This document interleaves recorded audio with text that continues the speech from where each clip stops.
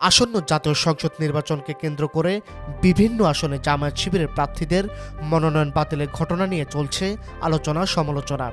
সম্প্রতি বিভিন্ন অজুহাত দেখিয়ে কিছু আসনে জামায়াত ইসলামীর বাঘা নেতাদের মনোনয়ন বাতিলের খবর পাওয়া গেছে বিশ্বস্ত মাধ্যমগুলো থেকে, যাদের মধ্যে রয়েছে কক্সবাজারের সাবেক সংসদ সদস্য হামিদুর রহমান আজাদ, গাইবান্ধার অধ্যাপক মাজেদুর রহমান, কুমিল্লার মুরাদনগরের ইউসুফ সোহেল, কুড়িগ্রামের মাহবুবুর রহমান সালেহী। মনোনয়ন বাতিলের ক্ষেত্রে খুবই নগণ্য অভিযোগ আনা হয়েছে বলে দাবি সংশ্লিষ্ট মহলের। অধ্যাপক মাজেদুর রহমানের বিরুদ্ধে কারণ দেখানো হয়েছে এমপিওভুক্ত প্রতিষ্ঠানে শিক্ষকতা করার কারণে, যেখানে তিনি পদত্যাগ করেই নির্বাচনের মাঠে নেমেছিলেন। মহেশখালী তুমুল জনপ্রিয় নেতা হামিদুর রহমানের মনোনয়ন প্রথমে স্থগিত করে এরপর বাতিল করা হয় মামলা সংক্রান্ত জটিলতা দেখিয়ে, অথচ মামলাটি আওয়ামী লীগ সরকারের দায়ের করা মামলা ছিল। কুমিল্লার মুরাদনগরের ইউসুফ সোহেলের মনোনয়ন বাতিল করা হয় তথ্য অপূর্ণ রাখার অভিযোগে।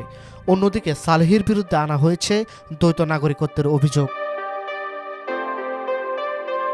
এদিকে মুদ্রার ওপিঠে কুমিল্লা ৪ আসনে বিএনপির নেতা মঞ্জুরুল আহসান মুন্সির বিরুদ্ধে ভয়ানক ঋণ খেলাপির অভিযোগ উঠলে প্রথমে মনোনয়ন বাতিল হয়, কিন্তু পরবর্তীতে ১০ মিনিটের মধ্যে সেই সিদ্ধান্ত বাতিল করার অভিযোগ আসে রিটার্নিং কর্মকর্তার বিরুদ্ধে।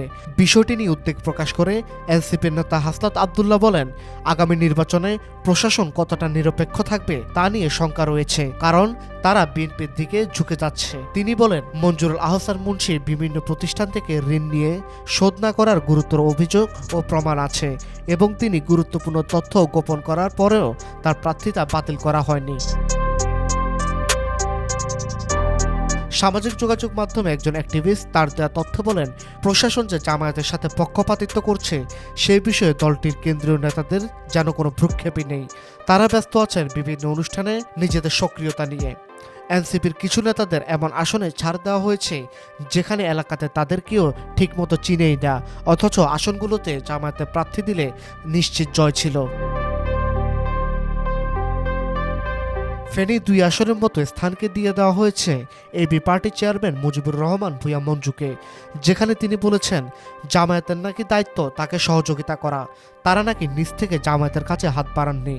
ইসলামী আন্দোলন বাংলাদেশ তো এদিকে জামায়াত ইসলামী সেক্রেটারির আসনে প্রার্থী দিয়ে রেখেছেন জোট হওয়ার পরেও। এইসব বিষয় ওই অ্যাক্টিভিস্ট আক্ষেপ করে বলেন, প্রশাসনের পক্ষপাতিত্ব, শরিকদের অতিরিক্ত আসনে ছাড়সহ তাদের করা অবহেলা ইত্যাদি বিষয় নিয়ে কেন্দ্রীয় নেতারা এখনই যদি সোচ্চার না হয়, আগামী নির্বাচনে এর প্রভাব জামায়াতের উপর খুব বাজেভাবে পড়তে পারে বলে মন্তব্য করেন তিনি।